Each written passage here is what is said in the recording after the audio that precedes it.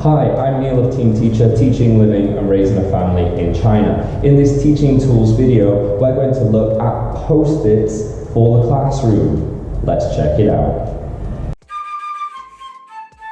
So, in the hands of a teacher, post-its can be a great teaching tool and they can be used in a variety of ways.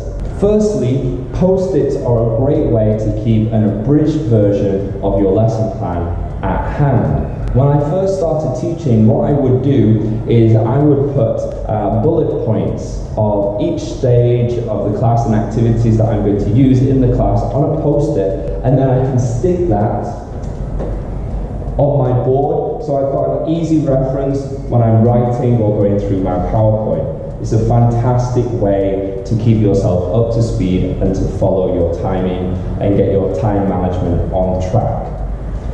Another way is to discreetly hand students corrections. You can do this when they're talking and you hear an error, and you can just pass it to them and it's not going to disrupt the activity.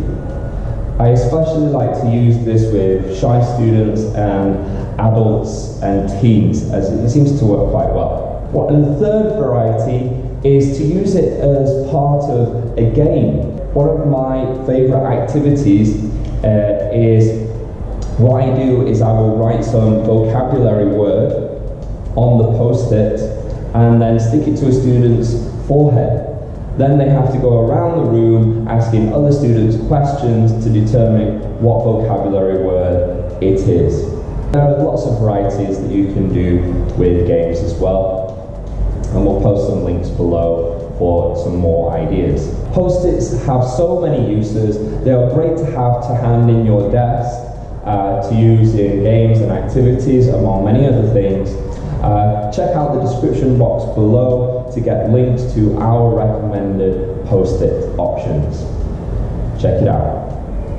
Bye-bye.